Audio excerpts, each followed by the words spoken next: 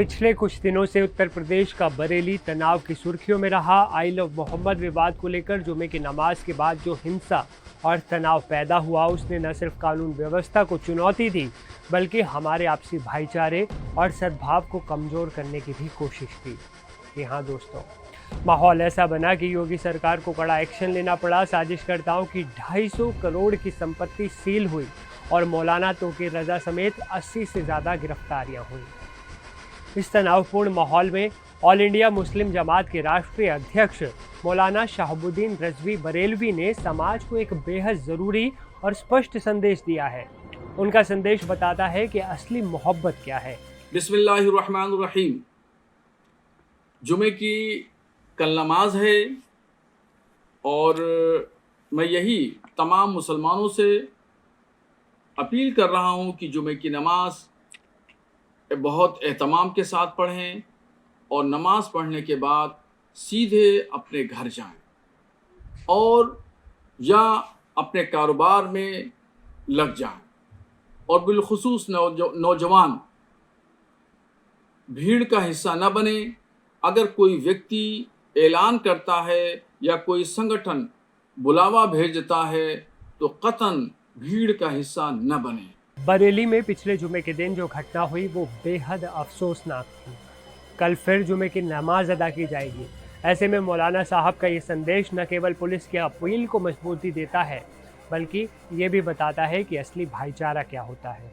मौलाना ने मस्जिद के इमामों से भी गुजारिश की है कि वे राजनीति का हिस्सा न बने और ऐसे राजनीतिक लोगों से अपना रिश्ता नाता खत्म कर लें। सबसे बड़ी बात यह है कि पैगम्बर इस्लाम सल्लल्लाहु ताला अलैहि वसल्लम से मोहब्बत हमारा ईमान है, मगर मोहब्बत के लिए सड़कों पर एहतजाज करना, नाराबाजी करना, शोर शराबा, हंगामा मचाना, ये पैगम्बर इस्लाम की शिक्षा और उनकी तालीमात के खिलाफ है।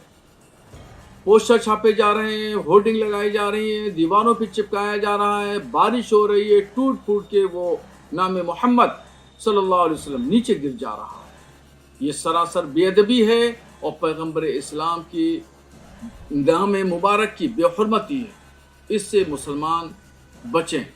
मौलाना शहाबुद्दीन ने स्पष्ट किया कि पैगंबर इस्लाम से मोहब्बत करना हमारा ईमान है, मगर उनकी शिक्षा पर अमल करना भी असली मोहब्बत होता है।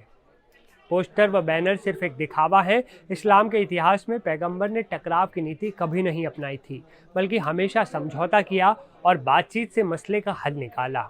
मैं मस्जिद के इमाम हजरात से भी गुजारिश करूँगा कि वो मस्जिदों में अमन और शांति बनाए रखने की अपील करें। नौजवानों को समझाएं कि वो कहीं भी किसी एतबार से, चाहे मजहबी हो, समाजी हो या सियासी हो, भीड़ का हिस्सा न बने। रोड पर उतर के शोर शराबा, हंगामा, नारेबाजी न करें और अमन और शांति की अपील करें। और मस्जिद में जुमे के दिन कोई भी पॉलिटिकल तकरीर न करें। और इस बात को भी इमाम हजरात ध्यान रखें कि अपनी मस्जिद को और अपने आप को सियासतदां, पॉलिटिकल लोगों का हिस्सा बनने से रोकें। तभी अमन शांति कायम होगी और आप सुरक्षित रहेंगे। पैगंबर इस्लाम सल्लल्लाहु ताला अलैहि वसल्लम ने हमेशा अपने विरोधियों से समझौता किया है और कोई विवाद खड़ा नहीं किया, टकराव की स्थिति पैदा नहीं की। ताकत व क़ुव्वत होने के बावजूद भी सुलह हुदैबिया में समझौता किया। जब हिजरत करके मदीना तशरीफ़ लाए तो मदीना में भी दो जो विरोधी कबीले थे उनसे भी समझौता किया, जो मीसाक़े मदीना के नाम से तारीख़ इस्लाम का हिस्सा है। तो निष्कर्ष साफ है, हमें हिंसा और अफवाहों से दूर रहकर पैगंबर की शिक्षाओं का पालन करना होगा। हमारे देश की सबसे बड़ी ताकत इसकी एकजुटता और आपसी भाईचारा ही है। आखिर में फिर तमाम मुसलमानों से, बिलखुसूस नौजवानों से गुजारिश करूंगा कि पैगंबर इस्लाम के मोहब्बत और अकीदत अपने दिल में बिठाएं और इसका इजहार रोड पर उतर कर न करें। और जुमे की नमाज पढ़ें। कल जुमे की नमाज पढ़ने के बाद सीधे घर जाएं या अपने कारोबार में लग जाएं और शहर की अमन अमान और अमन शांति के लिए पुलिस और प्रशासन की मदद करें। तो आपसे मौलाना साहब की, पुलिस की और हमारी अपील यही है कि शांति और सद्भाव बनाए रखना हर नागरिक की जिम्मेदारी होती है। एकता ही समाधान है, टकराव नहीं।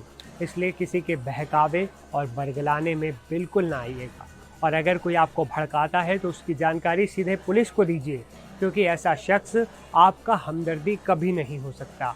वो आपको मोहरा बनाकर अपना मतलब सीधा करना चाहता है।